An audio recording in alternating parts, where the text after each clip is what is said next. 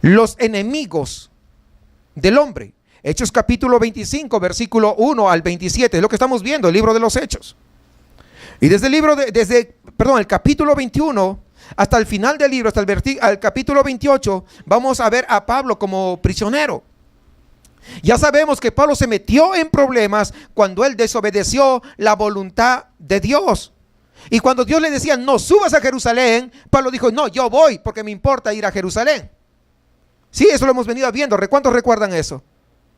¿Verdad? Eso lo hemos estado viendo ya. Por varias semanas hemos estado viendo cómo Pablo se defiende a sí mismo. Porque cuando Dios te dice, no hagas eso, y dices, yo lo voy a hacer, entonces estás por tu riesgo y cuenta, ¿verdad? Por tu cuenta y riesgo. Ya Dios no se va a meter, tú solo vas a tener que salir de ahí. Y en Hechos 23 vemos cómo Pablo se defiende ante los judíos. Y en el capítulo 24 hemos visto cómo se defiende ante Félix. Y en este capítulo 25, el pasaje que vamos a ver el día de hoy, vamos a ver cómo ante Festo, el gobernador romano que reemplazó a Félix, cómo es su defensa. Así que en este capítulo vamos a encontrar 3 lecciones importantes. Número 1, hay que conocer a nuestros enemigos. Tu enemigo no es el que se sienta al lado o que se sienta atrás tuyo. No. En segundo lugar, vamos a aprender la lección de cuál es la verdadera voluntad de Dios. Y en tercer lugar, hay que prepararnos para siempre ser testimonio. Son los 3 aspectos básicos que se toman aquí en este capítulo. Y empezaremos por el primero. Hay que conocer a sus enemigos. Conozca usted a sus enemigos. Versículo 1 al 5, vamos a leer, por favor. Llegado pues Festo a la provincia, subió de Cesarea a Jerusalén 3 días después, y los principales sacerdotes y los más influyentes de los judíos se presentaron ante él contra Pablo y le rogaron, pidiendo contra él como gracia que le hiciese traer a Jerusalén, preparando ellos una celada para matarle en el camino. Pero Festo respondió que Pablo estaba custodiado en Cesarea, a donde él mismo partiría en breve. Los que de vosotros puedan, dijo, desciendan conmigo, y si hay algún crimen en este hombre, acúsenle. Festo era el nuevo gobernador y sube a Jerusalén para poder reunirse con los líderes judíos. Y al reunirse con los principales sacerdotes, con la gente religiosa, los más influyentes, es gente de buena apariencia ante la sociedad. Bien vestidos, religiosamente, pero ante la sociedad, todo el mundo de repente, wow, ellos deben ser muy espirituales. Pero ¿qué quieren ellos? Aún aparentando ser buena gente, ellos quieren matar a Pablo y lo quieren hacer a escondidas. Por eso dice, ¿cómo lo quieren hacer? Con una celada. Eso significa una emboscada. Es lo que quieren tenderle a Pablo. ¿Para qué? Para poder matarlo en el camino. Ahora, Festo no cae en la trampa, pero esto nos muestra ciertas cosas acerca de nuestros enemigos. Nosotros como creyentes, hermanos, como cristianos, como hijos de Dios, tenemos 3 enemigos. 3. El diablo, el mundo y nuestra carne. Y de los 3 tenemos que tener cuidado. De los 3. Y cada uno de estos enemigos funciona exactamente como los de Pablo. Tienen una buena apariencia por fuera, pero a escondidas quieren destruirnos. A escondidas nos quieren destruir. Primero empezaremos viendo el diablo. El diablo nos quiere destruir. Fíjense, ustedes recuerdan este pasaje de Juan capítulo 10, cuando los fariseos se ponen celosos del ministerio de Jesús cuando él sana a un ciego. Ese es más o menos el contexto. Y cuando lo entrevistan dicen, ¿quién te sanó? Pues no sé. Dice, el que estaba predicando. Ah, es Jesús. Sí, es que él es un pecador. Y él que le dice, si es pecador, yo no lo sé, ni me importa. Lo único que sé es que él me salvó, que él me sanó. Y entonces sigue hablando y por contestar de esa manera le quieren coaccionar para acusar a Jesús. Y como no logran coaccionarlo, lo echan fuera. Y cuando lo echan fuera, Jesús se sabe de eso y ¿cómo se dice? Y lo considera, ¿no? A este hombre. Y entonces ya dirigiéndose ya a los fariseos, propiamente dicho, dice el ladrón, capítulo 10, versículo 10, capítulo 10, versículo 10 de Juan, dice: el ladrón no viene sino para hurtar, matar y destruir. Yo he venido para que tengan vida y para que la tengan en abundancia. Si bien es cierto, Jesús, ojo, el ladrón en este caso no es el diablo, pero son los fariseos. Jesús hablaba de los fariseos, no directamente del diablo. Sin embargo, la actitud de ellos mostraba que quien los guiaba no era Dios.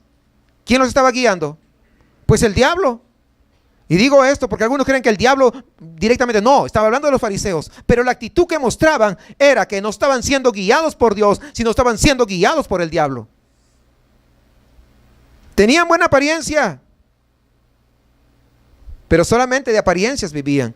Así es el día de hoy. Hay muchos que aparentan ser cristianos, pero su vida es repugnante. Así. Y mucho más los líderes, de los cuales hay muchos. Y no vamos a detenernos, sigamos acá.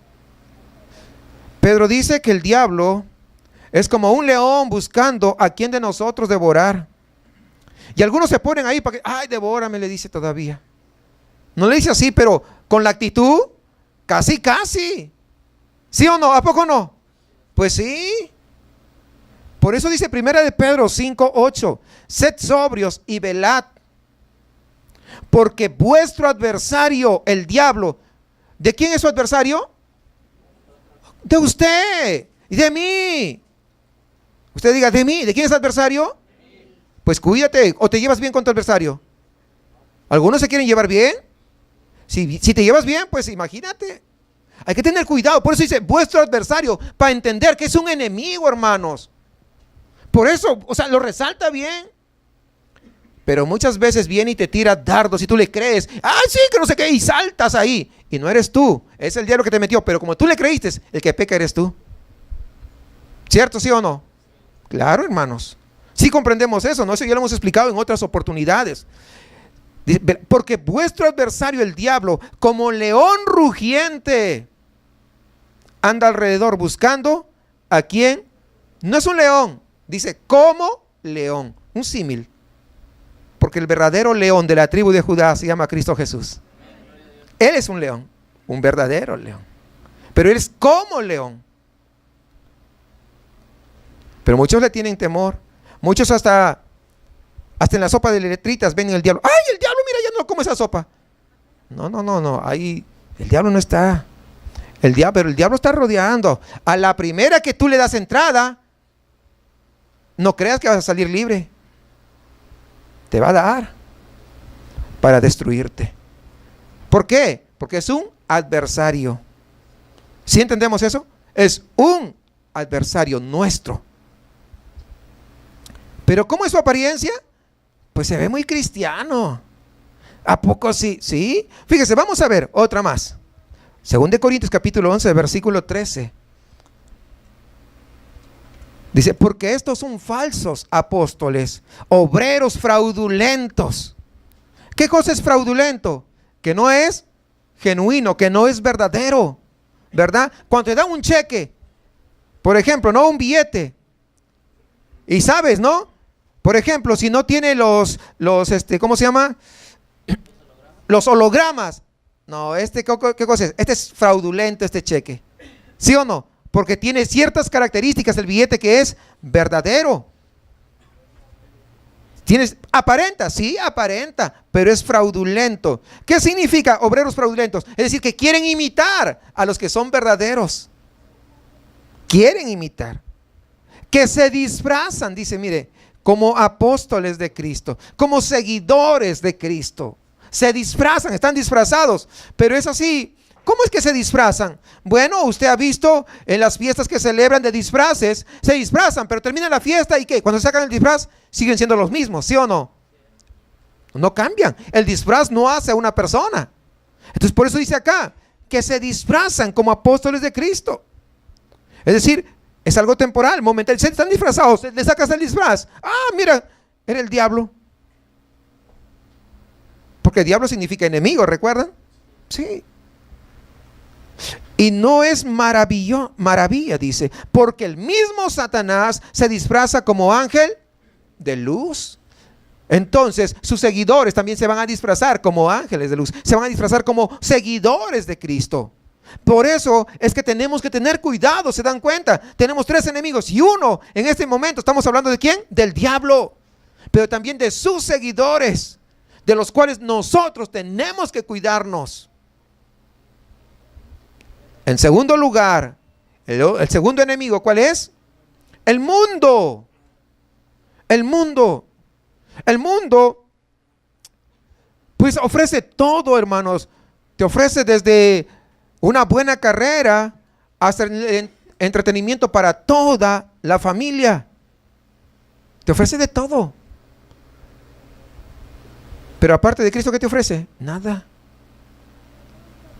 Una vez alguien llegó a la casa, yo estaba en los Estados Unidos y toca la puerta, estaba bañándome porque ya me iba a ir era en la mañana, domingo, y tocaron, pero muy insistente. Me estaba bañando y oye, escuché que estaban tocando y tocaban muy insistentes. Me salía medio enjuagado el cuerpo y me sequé. Ya un momento, ahí voy. Y salgo, ¿verdad? Me cambio y salgo. Abro la puerta y digo, sí, buenos días. Mire, venimos a hablarle de la Biblia, me dice un testigo del maletín. Y le digo, mire, estaba bañándome, le digo, y haciendo algo importante, ¿verdad? Pero que me voy a la casa del Señor. No le dije así, hermano, le dije, sí, pero estoy un poquito apurado, pero dígame, a ver, ¿qué me ofrece? Mire, ve, le voy a decir una cosa, le digo. Yo tengo perdón de pecados, yo tengo salvación y tengo vida eterna. A ver, dígame, ¿qué algo mejor me ofrece su religión? Y me cambio. Me quedo mirando. ¿Y cómo sabe que es salvo? Porque la Biblia lo dice. Usted ni siquiera es seguro. Mejor venga conmigo, yo le invito. Pues claro, se da cuenta.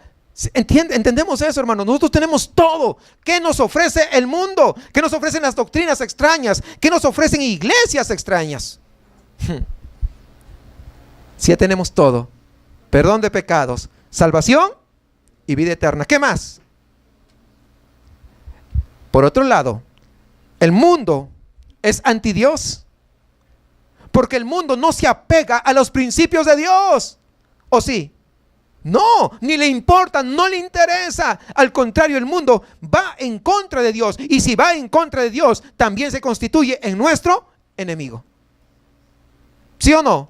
Estamos concluyendo eso. Por eso, cuando vamos a la palabra del Señor, ahí en 1 Juan capítulo 2, versículo 15, dice, no améis al mundo ni las cosas que están en el mundo. Si alguno ama al mundo, el amor del Padre no está en él. Porque todo lo que hay en el mundo, los deseos de la carne, los deseos de los ojos y la vanagloria de la vida, no provienen del Padre. A ver, vamos un ratito. Qué interesante, ¿no? Los deseos de la carne. ¿Cuáles son los deseos de la carne? Sí, pues pecado hay un montón, pero ¿qué son los deseos de la carne? Todo lo que se te antoja. Unos rápidos dicen deseos sexuales. Bueno, ese es uno. Pero por ejemplo, la glotonería. ¿Quién dice? De eso ya casi no se habla. Pero dígame, ¿la glotonería es pecado, sí o no? Porque muchos comen porque les gusta, no porque necesitan alimentarse. Ay, las hermanas me están mirando mal. ¿Pero qué le hacemos? Tenemos que ser honestos, ¿o no, hermanos? Esos son deseos de la carne. Porque muchas veces decimos los deseos rápido. Se supone que dentro de la iglesia del Señor ya no hay adulterio, no hay fornicación. Se supone, ¿verdad? Pero hay deseos de carne y tenemos que entenderlo, porque si no lo entendemos, entonces ¿qué? Vamos a caer allí. Los deseos de comprarse lo mejorcito, ¿verdad? A veces no tienes, pero te metes en deudas con tal de tener ese traje que tú has visto allá en Palacio de Hierro. O comprarte los tenis, ¿no?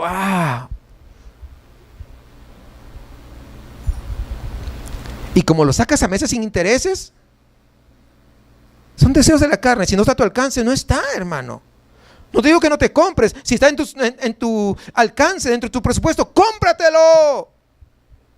Pero no te metas en deudas, porque estás satisfaciendo a tu propia carne. Estás queriendo aparentar una vida que no es la tuya. Y hay mucha gente que vive de apariencias. Y vive allá arriba, en un tejabán por arriba. Pero cuando va para allá, se viene bien vestido. Y dice, yo soy de acá de la Colonia del Valle. Y ni sabe ni hablar bien. ¿No he visto gente así? Que se queda de hambre por vestirse. Ay, hermanos. ¿Pero qué están satisfaciendo? ¿A su propia? ¿Ya se molestaron? Aunque no diga amén. Esos son deseos de la carne. Pero para eso estamos acá, para instruir, ¿o no? Esos son deseos de la carne. Porque a veces esas cosas se nos quedan, ¿qué? Fuera. Eso no lo contamos. ¿Se dan cuenta, mis amados? Como muchas veces nos dejamos arrastrar por esos deseos de la carne. Por eso hay que tener cuidado. Los deseos de los ojos. Lo que miras. Muchas veces tienes a tu esposa, pero tus ojos están mirando a la secretaria. Los deseos de los ojos. Claro. O tienes ahí tu casita, tu tejabán que Dios te ha provisto, pero estás mirando y envidiando la casa de al frente del vecino. Tus ojos. O sea, todo lo que entra por la vista. Y luego, y la vanagloria de la vida. Aquellos que les gusta, ¿qué? La fama. Wow. Mira, Periquito, yo he visto que cantas muy bien, he visitado la iglesia, ¿y por qué no vienes a grabar tu disco? Wow, y te alzas, ¿no? Wow, ¿a poco sí ya estoy para grabar un disco? Sí, ven, tú firma con nosotros, mira que nosotros te vamos a hacer rico y famoso. ¿Esa es la vanagloria? ¿Por qué? Cuando buscas que todos te alaben. No solamente grabando un disco, puede ser de cualquier cosa. Cuando buscas que todo el mundo te alabe. Cuando buscas ser el centro de atención. Y cuando no eres el centro de atención, te enojas o los separas porque no eres el centro de atención de ellos. Estás hablando de ese tipo de pecado. ¿Qué seriedad? Esas son las cosas. Vanagloria no provienen del Padre, sino, ¿de quién provienen? Ahí está, mire, léalo. Del mundo. Provienen del mundo. Y el mundo pasa. ¿Y qué? Y también pasan. Pero el que hace la voluntad de Dios permanece para siempre. ¿Se da cuenta que todo la vanidad es temporal? La vanagloria y la fama es temporal. Michael Jackson, ¿recuerdan? Él empezó en una iglesia metodista, si no más recuerdo, y cantaba en la escuelita dominical. Michael Jackson, uno de los artistas que pues ha sido en vida más famoso, mucho más famoso que que no se sabe ni limpiar los mocos. ¿Cómo se llama ese mero, ¿verdad? Sí, pues, entonces, claro, digo, y él aprendió en la iglesia, pero más le importó la vanagloria de la vida. ¿Se dan cuenta? Y ese es el mundo, hermanos. Pero ¿dónde está Michael Jackson? Es temporal, ¿se da cuenta? La fama es temporal, los deseos, todo eso es temporal. Más el que hace la voluntad de Dios permanece para siempre. ¿Por qué permanece para siempre? Porque tenemos vida eterna en Cristo Jesús. Por eso que tenemos nosotros como hijos de Dios, tenemos que ser, hermanos, cristocéntricos y bibliocéntricos, no mundocéntricos. Es decir, no hacer lo que el mundo hace, aunque se vea bonito. Son apariencias. Son apariencias. Yo recuerdo hace muchos años, cuando digo muchos años, hace muchos años, Cuando recién salió el Windows, acá los muchachos que son de sistemas saben, cuando recién salió el Windows 95, wow, lo máximo era, ¿no? El Windows 95. Y tú ibas a la tienda que vendían computadoras, lo movías, wow, que veías que era todo bien rápido y todo. Y cuando le instalabas el Windows 95 en tu computadora, qué lento que se volvía.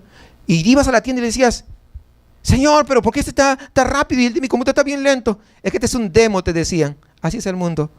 En el demo te hacen todo sea de maravilla, pero en la verdad de las cosas es totalmente diferente. El mundo te vende demos, y los demos generalmente siempre son bien cortos. El mundo es lo que te vende cosas cortas, es decir, temporales, pero el que te da vida eterna se llama Cristo Jesús. Por eso que el mundo es un enemigo de un verdadero cristiano, porque el cristiano, el creyente genuino, es cristocéntrico. El que no es creyente, el incrédulo, es mundocéntrico. ¿Por qué? Porque todo centra, todo lo que, sus deseos, sus anhelos, están centrados ¿qué? En lo que el mundo hace, en lo que el mundo propone. El que es amigo del mundo es enemigo de Dios. Así que para los amigos de Dios, el sistema de este mundo es nuestro enemigo. ¿Cuántos son amigos de Dios? ¿Cuántos son amigos de Dios? Les agarré descuidados, ¿verdad? A ver, de nuevo, va de nuez. ¿Cuántos son amigos de Dios? Yo dije, se fueron los amigos de Dios. Si nosotros somos amigos de Dios, entonces el mundo es ¿qué cosa? Es nuestro enemigo. ¿Recuerdan lo que dice Santiago capítulo 4, versículo 4? Ahí está fuerte. Alguien un día dijo, ay, pastor, predica bien fuerte. No, hermanos, si usted leyera, mire, acá, esto es fuerte. Fíjense lo que dice Santiago. ¿Cómo dice? A ver si dice igual que mi Biblia. O almas adúlteras. ¿No sabéis que la amistad del mundo es enemistad contra Dios? ¿No sabéis? ¿No entendéis eso? Dice cualquiera, pues, que quiera ser amigo del mundo, ahí en ese momento, de inmediato, no es que va a pasar, de inmediato se constituye en enemigo. O sea, si sabes que el mundo y sus deseos pasan, ¿tú qué quieres ser? ¿Amigo de algo que va a pasar o algo que permanece para siempre? Porque fíjense, cualquiera que quiera ser amigo del mundo, inmediatamente se constituye enemigo de Dios. Ahora, ¿cuántos quieren ser enemigos de Dios? ¿Quieres ser amigo de Dios? ¿O enemigo de Dios? Uy, no saben ni lo que quieren. A ver, de nuevo, voy a preguntar. ¿Cuántos quieren ser amigos de Dios? ¿Y cuántos quieren ser enemigos de Dios? Seguros, pero muchas veces cuídate de tu actitud, porque tu actitud dice más que las palabras. Lo que tú haces dice más que las palabras. ¿Cierto? Las actitudes. Número 3, el tercer enemigo. ¿Cuál es? La carne. Y no es el cirlón. Déjeme decirle, amados hermanos, si es que lo vi un poco tenso, mejor pues tengo que les baje la tensión. Estén atentos. Déjeme decirles que este enemigo, la carne, a la que te voy a hacer referencia, es el enemigo más peligroso de los tres. Presta atención, la carne es el enemigo más peligroso de los tres. ¿Cómo funciona este enemigo? Pues es tan sutil, tan sucio. ¿Sí? Le ofrece un poco de placer o de satisfacción. Cuando decimos un poco de placer, pues hablamos de mucha podredumbre. Puede ser desde, por ejemplo, el sexo ilícito, pueden ser las drogas, puede ser la pornografía, puede ser las borracheras, puede ser las compras extravagantes, puede ser el comer en exceso, también puede ser eso de querer imponer siempre que tus chicharrones son los únicos que truenan, ¿verdad? Todo eso, hermanos. ¿Por qué? Porque yo me lo merezco. Y muchas veces el mundo no entiende todas esas cosas. A veces van y piden consejería en los psicólogos. Un adúltero, no, es que no sé, no puedo controlarme, dice todavía. Es que sí, yo amo a mi esposa, pero no la puedo dejar a ella. Es que usted ha tenido un trauma seguro. Y comiénzame a contar tu vida. Ahora ya sé, tú has tenido un trauma de pequeño, tu papá, esto y aquello. Tú mereces unas vacaciones. Mira, ándate a Cancún y regresas y vas a resultar relajadito, ¿verdad? ¿No es eso lo que recetan los psicólogos? Pues sí. No, tú no tienes la culpa. En lugar de si es pecado. Pero la Biblia dice que eso es pecado, ¿o no? Pues sí. No. Y muchas veces hay todos estos excesos que acabo de mencionar. Es que yo me lo merezco porque por eso yo trabajo. ¿Conoce gente así? Yo conozco muchos. Y después, ¿qué hace? Escúcheme. Y esto es para que entienda. ¿Qué hace su propia carne? Cuando, por ejemplo, haces algo de lo que está mencionando o cualquier otra cosa que usted entiende lo que es atracción de la carne, ¿qué hace? ¿Qué hace la propia carne? ¿Sabe qué hace? Le comienza a acusar y comienza: eres un pecador, eres un perverso, eres un avaro, eres un retorcido y aún eres un falso convertido, no eres un bueno para nada, ¿para qué vas a la iglesia? Estás perdiendo tu tiempo. ¿Se da cuenta? ¿Se da cuenta de la maldad de la carne? O sea, la carne te arrastra y te lleva hasta que te envuelves allí en el lodo del pecado. Pero después que estás envuelto te comienza a acusar. Ay, sí, ¿para qué voy? Sí, no vale la pena ir. Mejor me quedo en la casa. Qué tontería más grande. No sé si entienden, hermanos. Esto es muy serio. Por eso digo, es el peor de los tres. ¿Sí comprendemos eso, hermano? O sea, la gravedad de este peligro. O sea, que no es cualquier cosa, hermanos. Entonces tenemos que estar bien listos para poder, ¿qué cosa? Si tú estás apercibido de ese enemigo, vas a poder hacerle frente. Antes de eso, no. Porque muchas veces hasta se desconoce quién es nuestro enemigo. ¿Qué podemos aprender de esto? Que en primer lugar, hay que aprender a conocer nuestros enemigos. Hay que identificarlos. Hay que poder saber cómo lidiar con cada uno de ellos.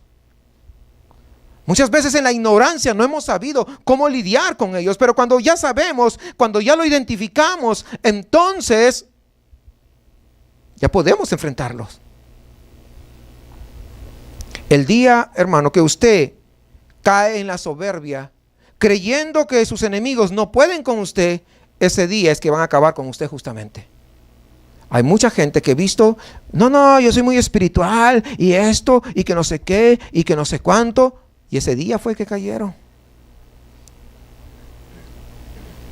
Es que yo me voy a meter con Dios. Métete con Dios. Yo voy a orar. ¿Está bueno? Está bueno que ores. Está bueno que tengas una comunión con Dios. Pero si tú eres joven, está bueno que te alejes de la chica y no te quedes solo en su casa. Porque aunque ores todo lo que hagas, vas a caer. Estoy hablando de los jóvenes, pero puede ser cualquier otra situación. ¿Por qué? Porque no basta la oración. La Biblia no te dice, ora más, ayuna más. No dice eso. La Biblia dice, huye. Ahora, ¿nosotros nos creemos más sabios que Dios? Pues sí, con nuestras actitudes. Pero no somos más sabios que Dios. No, es que fíjate, es que me cae bien la platita esta. No, pero vamos a orar juntos. Comienzas orando y terminas en la cama. Vamos a leer la Biblia juntos. Lees juntos la Biblia, terminas en la cama. Y luego estás llorando. ¿Pero por qué? Claro, si la Biblia te está diciendo que huyas y tú sigues pretendiendo servir a Dios y servir a tu carne. Eso es imposible. Si quieres leer la Biblia, pues léelo en tu Biblia. Lo vas a leer juntos cuando se casen. Antes de eso no.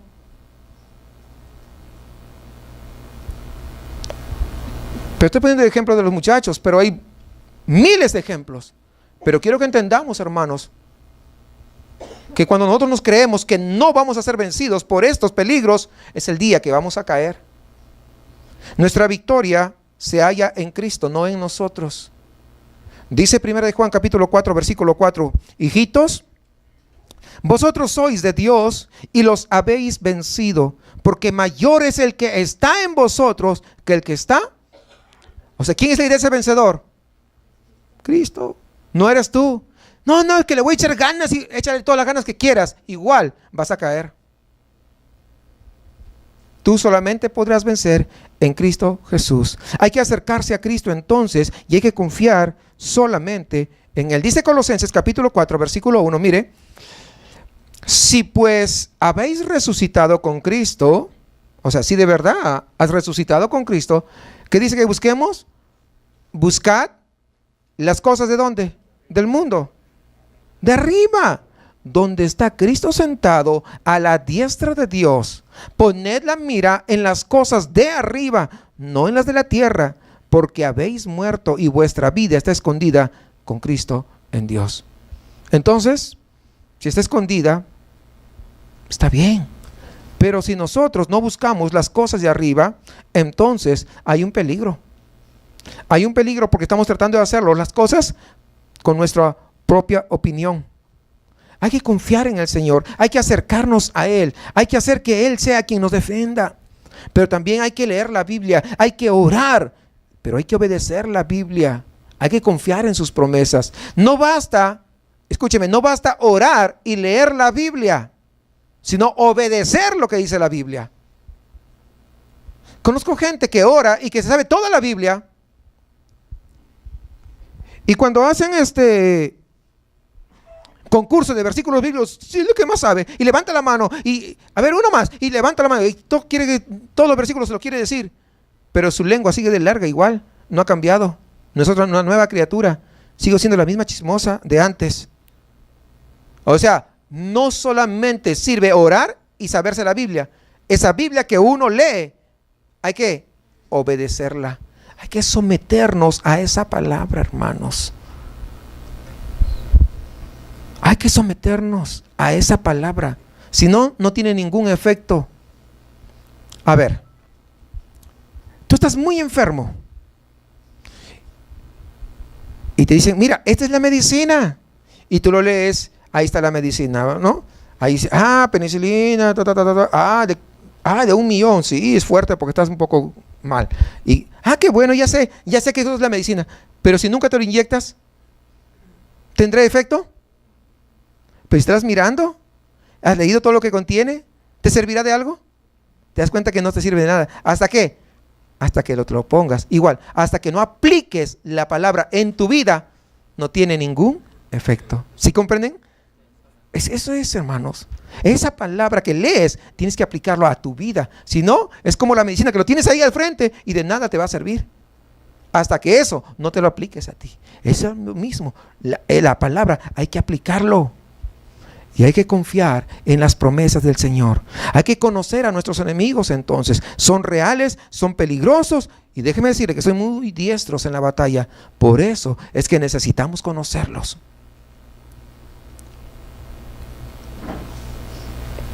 Vamos a la segunda parte de lo que estamos viendo en el libro de los Hechos. Y aquí vamos a aprender la lección. ¿Cuál es la lección? Que la voluntad de Dios siempre es buena, perfecta y agradable, aun cuando no le parezca a usted ni a mí.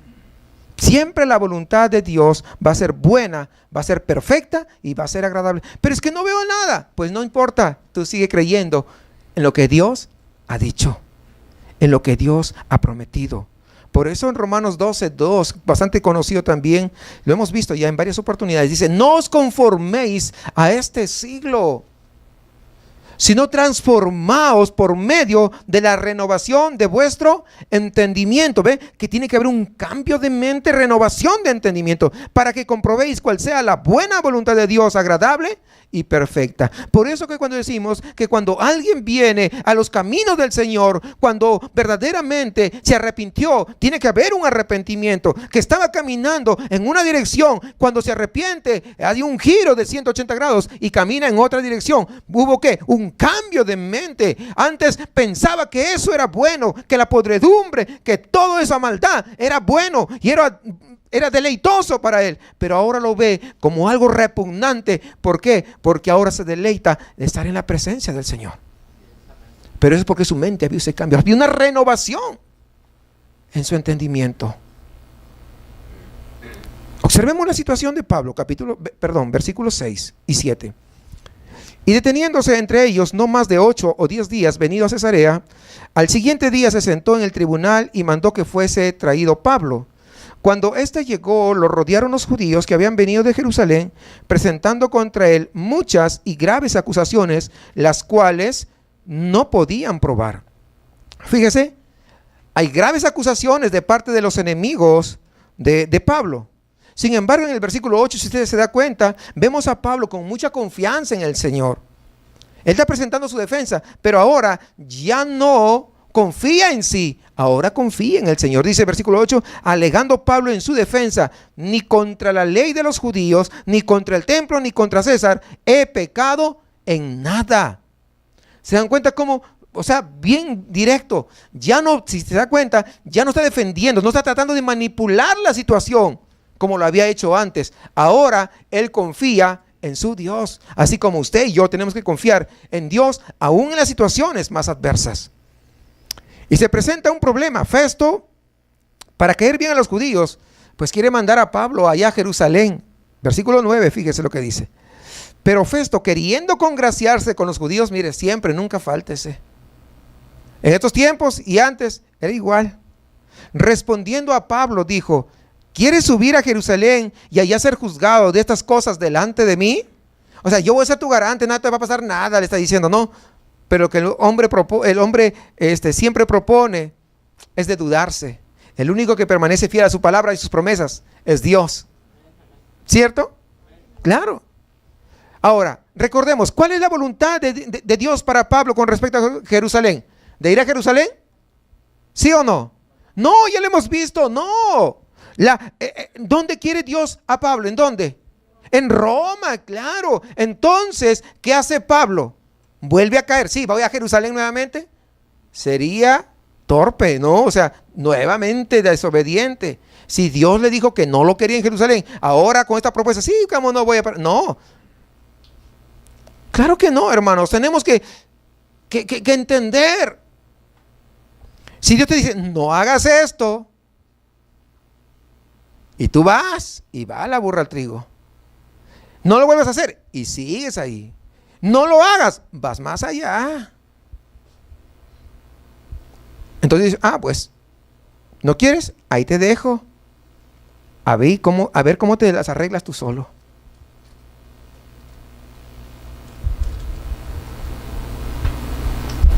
Como le dije a un hermano, no corras mucho, hermano, no corras mucho, porque si tú corres mucho, a los 100 kilómetros por hora, el Señor se baja y te vas tú solo.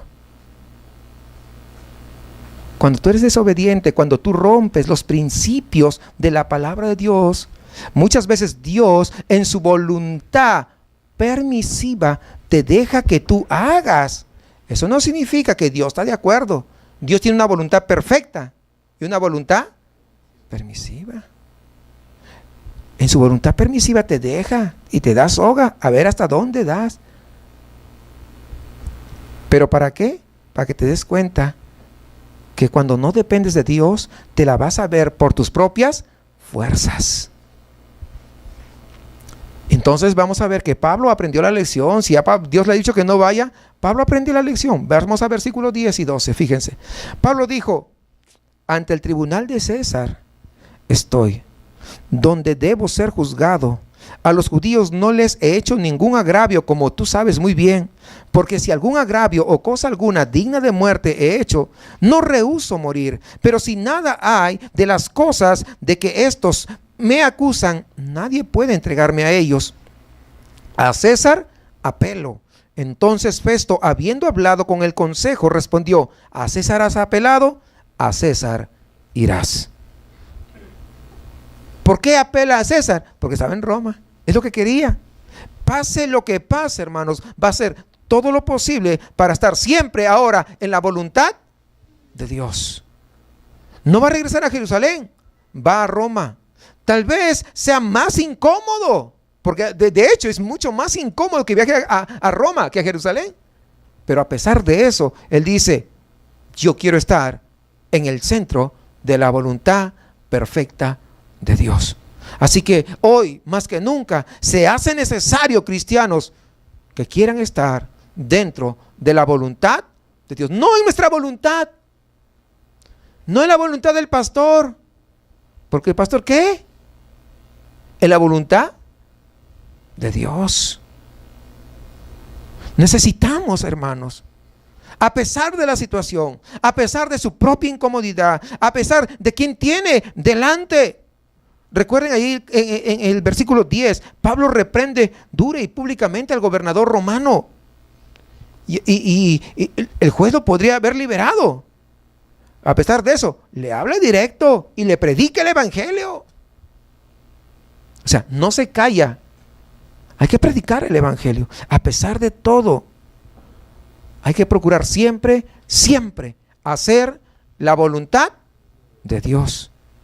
La voluntad de Dios, hermanos, siempre es buena, perfecta y agradable. Aun cuando a usted no le parezca o ni a mí me parezca, es así. Versículo 13. Vamos a ver que hay que siempre estar dispuestos a predicar la palabra. Vamos a ver a Pablo ante Agripa y Berenice. Dice versículo 13. Pasados algunos días, el rey Agripa y Berenice vinieron a Cesarea para saludar a Festo. Y como estuvieron ahí muchos días, Festo expuso al rey la causa de Pablo diciendo: un hombre ha sido dejado preso por Félix, respecto al cual cuando fui a Jerusalén se me presentaron los principales sacerdotes y los ancianos de los judíos pidiendo condenación contra él. A esto respondí que no es costumbre de los romanos entregar a alguno a la muerte antes que el acusado tenga delante a sus acusadores y pueda defenderse de la acusación. Así que, habiendo venido ellos juntos acá sin ninguna dilación, al día siguiente, sentado en el tribunal, mandé traer al hombre, y estando presentes los acusadores, ningún cargo presentaron de los que yo sospechaba, sino que tenían contra él ciertas cuestiones acerca de su religión y de un cierto Jesús, ya muerto, el que Pablo afirmaba estar vivo. Yo, dudando en cuestión semejante, le pregunté si quería ir a Jerusalén y allá ser juzgado de estas cosas. Mas como Pablo apeló para que se le reservase para el conocimiento de Augusto, mandé que le custodiasen hasta que le enviara yo a César. Entonces Agripa dijo a Festo: yo también quisiera oír a ese hombre. Y él dijo: mañana le oirás. Si ustedes se dan cuenta, mis amados hermanos, Festo presenta el caso a Agripa, y como vemos es un hipócrita. ¿Por qué? Él lo pinta todo para su propio bien. Lo pinta de una manera como que él hizo lo mejor a favor del gobierno romano. ¿Lo ven? ¿Sí? ¿Captaron la idea? Por eso lo leí detenidamente. Como Pablo, si nosotros vemos cómo estaba antes y ahora cómo cambia cuando está ahí narrando, así es el hombre. Siempre quiere sacar agua para su molino nada más. Es el hombre natural. Es el hombre natural. ¿Se dan cuenta cómo lo dibuja? Y digo, qué hipócrita, ¿no? O sea, después del trato que le estaba dando a Pablo, ahora no, lo está pintando de una forma bien bonita para su propio beneficio, entre comillas. ¿Sí? ¿Captaron la idea, hermanos? Ahí se ve, ¿no? Sigamos, por favor, dice, versículo 23, ¿no? Vamos, sigamos hasta el 27. Al otro día, viniendo Agripa y Berenice con mucha pompa, o sea, muy elegantes, ¿no? Muy pirisnay. ¿Verdad? Así estaban. Y si fuera mexicano, así diría, ¿no? Y entrando en la audiencia con los tribunos y principales hombres de la ciudad, por mandato de Festo fue traído Pablo. Entonces Festo dijo, fíjense ustedes las palabras de Festo: Rey Agripa y todos los varones que estáis aquí juntos con nosotros, aquí tenéis a este hombre, respecto del cual toda la multitud de los judíos me ha demandado en Jerusalén, y aquí dando voces que no deben vivir más. Pero yo, ¿se dan cuenta? El yo, hallando que ninguna cosa digna de muerte ha hecho, y como él mismo apeló a Augusto, he determinado enviarle a él. Como no tengo cosa cierta que escribir a mi Señor, le he traído ante vosotros, y mayormente ante ti, oh rey Agripa. Fíjense, ¿sabe cómo dicen ahí en Perú? Chupamedias. ¿Acá cómo le dicen? Barbero. ¿No? ¿Sí lo ven? ¿Lo captan la idea? Oh rey Agripa, para que después de examinarle tenga yo que escribir, porque me parece fuera de razón enviar un preso y no informar de los cargos que haya en su contra. Es decir, Festo ahora está presentando el problema a Agripa. Festo sabe que tiene un problema. ¿Por qué? Porque él quería mandar a Pablo a Jerusalén para que los judíos lo mataran. Y Pablo, con su apelación a César, pues lo puso, como dicen, en jaque mate, porque ahora no sabía qué hacer. ¿No? El problema es que ahora Festo está obligado por ley mandar el caso de Pablo a César, pero Pablo es inocente. Entonces César se va a dar cuenta de la injusticia de Festo. ¿Por qué lo detuvieron? ¿Por qué estuvo prisionero tanto tiempo? Se va a dar cuenta. Por esto Festo lo que quiere es ayuda de Agripa. ¿Para qué? Para presentarle los cargos y con esos cargos poder mandarlo. Se cree muy listo. Pero en todo esto Dios nos presenta a nosotros a alguien, un predicador que tiene los pantalones bien puestos. ¿Qué haría usted si estuviera en el caso de Pablo? Frente a las autoridades. Está solo, está en la cárcel, hay muchos enemigos que pueden matarlo y el juez quiere congraciarse con sus enemigos y usted tiene la oportunidad de hablar. ¿Qué cosa haría? ¿Se defendería? ¿Cómo? Hay que prepararnos, hermanos. Hay que prepararnos hoy para poder predicar el evangelio en las circunstancias que sean y a quien sea. Hay que prepararnos hoy. El otro día hablaba que se va a comenzar a levantar una persecución. ¿Cuántos lo recuerdan? Se va a comenzar a levantar. Por eso llegará el momento en que tenemos que, hasta sin Biblias de repente, quién sabe. Pero hoy tenemos que prepararnos para poder presentar el evangelio. Para que en el momento de presión, frente a los enemigos, frente a los jueces, a punto de perder la comodidad, no nos volvamos pusilánimes, miedosos, temerosos. No. Hay que prepararnos ahora para que en el momento, hermanos, de la presión, también tengamos esas agallas de poder predicar la palabra de Dios con denuedo y con claridad. Y eso es lo que Pablo hace en Hechos capítulo 26. Y es lo que han hecho muchos grandes héroes de la fe, que nosotros lo consideramos tanto cuando leemos la palabra del Señor. No sé cuántos de ustedes se acuerdan de Micaías. Micaías, ahí en 1 Reyes capítulo 22. No lo vamos a ver, pero rápidamente. Él seguía en una situación difícil. Dice que subió el rey Josafat, que era el rey de Judá, subió a ver al rey de Israel, a Acab, rey de Israel, y le dijo a Josafat, dice, mira, ¿por qué no recuperamos ese territorio?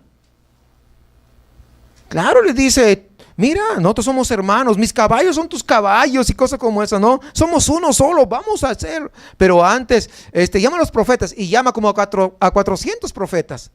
Y llama a los 400 profetas y los profetas le dicen, sí, ve, porque Jehová los entregará en tus manos. Y Josafat le dice, pero no hay un profeta de Jehová. Fíjense la diferencia. O sea, habían 400 que le estaban profetizando, ¿qué? ¿De acuerdo a qué? A lo que él quería oír.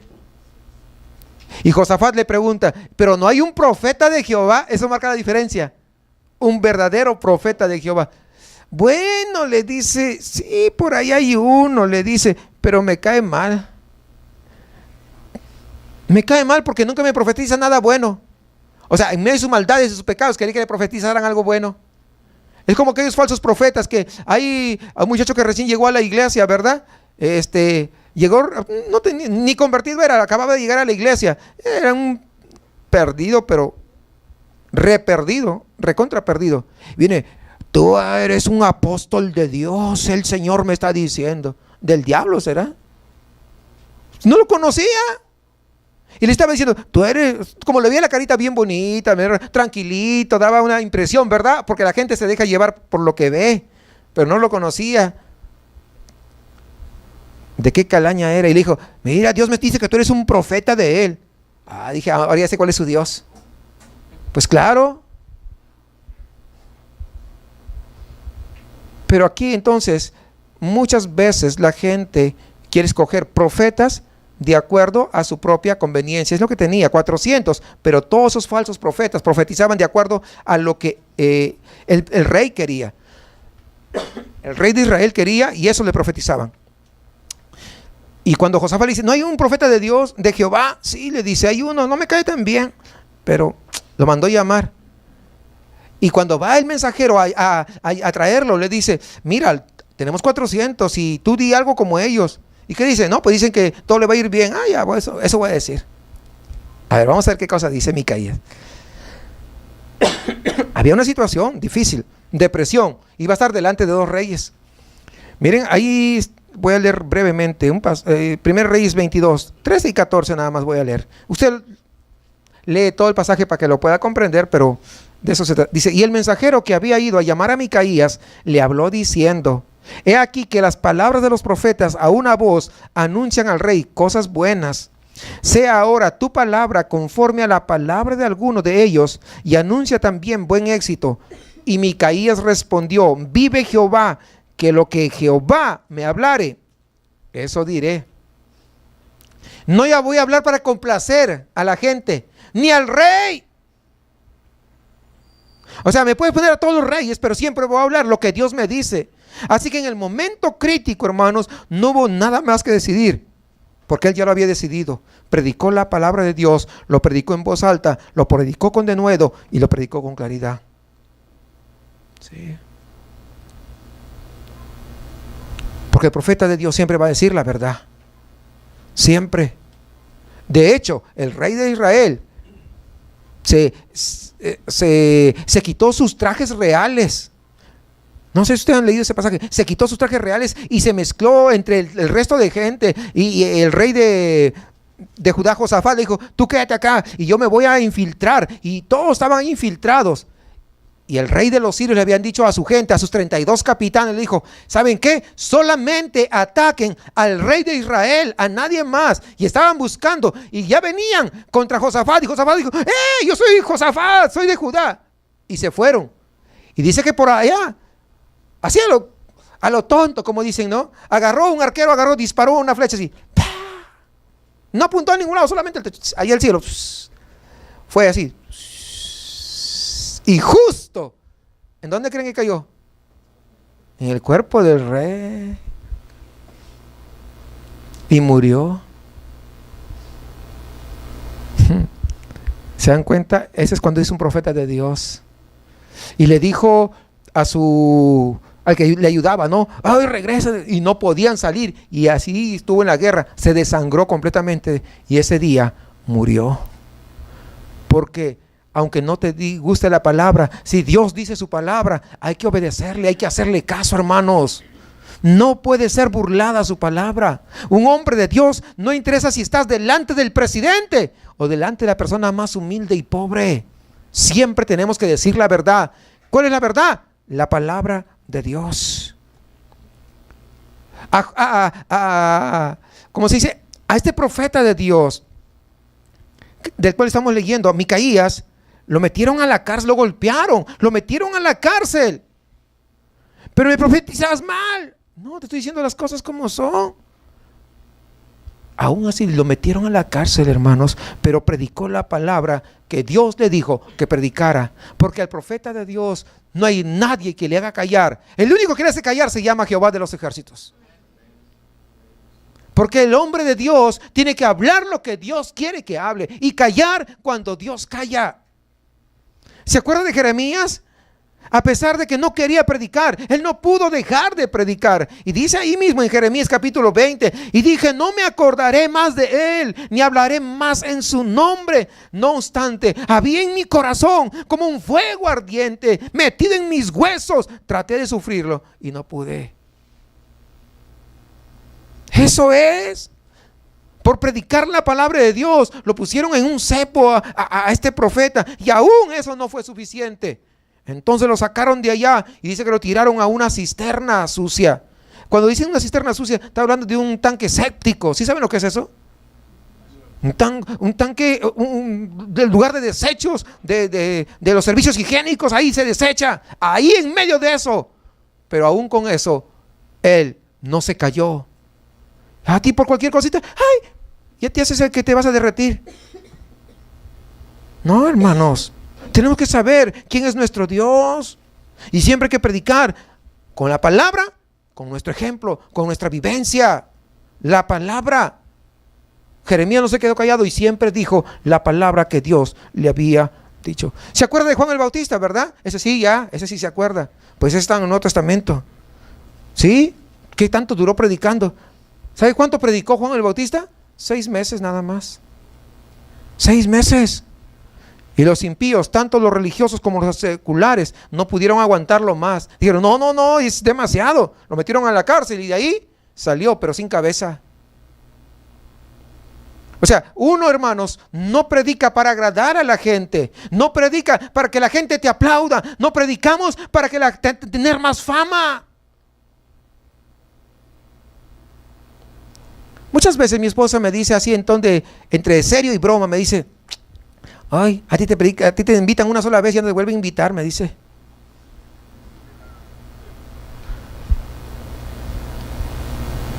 Menos mal que ustedes siguen aguantando. ¿Y sabe por qué no? Porque mi esposa sabe, ¿no? Porque cuando yo voy, hermanos, pido dirección de Dios y voy a predicar solamente su palabra.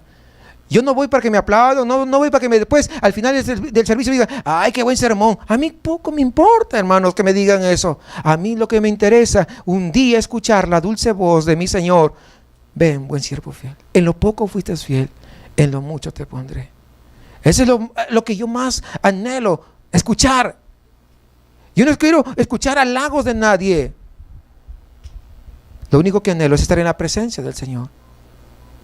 Pero para eso tengo que predicar solamente su palabra, aunque a algunos no le va a caer bien. Pero cuando tú eres espiritual, tú dices, gracias Señor, porque me estás hablando, porque me estás edificando. ¿A poco no? Porque estás ahí moldeándome, ahí estás tratando conmigo. Juan el Bautista lo meten en la cárcel, pero aún con eso le dijo toda la verdad, toda la palabra que Dios le daba. Ahora le toca a Pablo. Y vamos a ver qué cosa va a decir. Pero eso lo vamos a ver la próxima semana. Si no se lo pierda. Si Cristo no viene. Entonces, recapitulando sobre el final. Hay que conocer bien a nuestros enemigos. Hay que saber que es algo real y tangible, hermanos. Es algo genuino.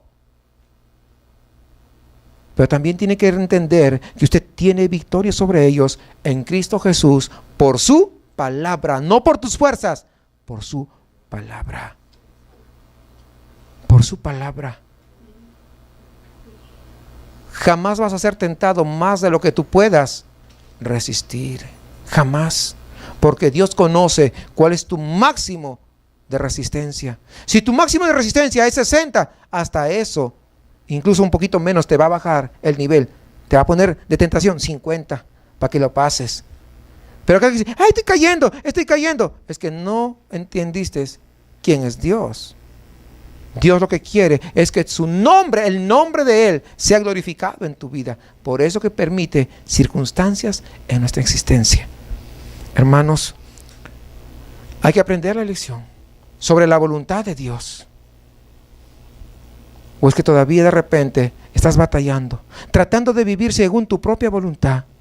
Porque si sigues viviendo según tu propia voluntad, te vas a cansar, porque no vas a vivir ni bien como cristiano, ni bien como un mundano, ahora que tú sabes cuál es la verdad. Como alguien dijo, ahora ya no se peca rico. No, ¿por qué? Porque ya sabes cuál es la verdad. ¿Estás preparado para poder dar testimonio del Señor? Sea cual sea la circunstancia. Porque es lo que tenemos que llegar en algún momento. ¿Está dispuesto a predicar donde sea, cueste lo que cueste?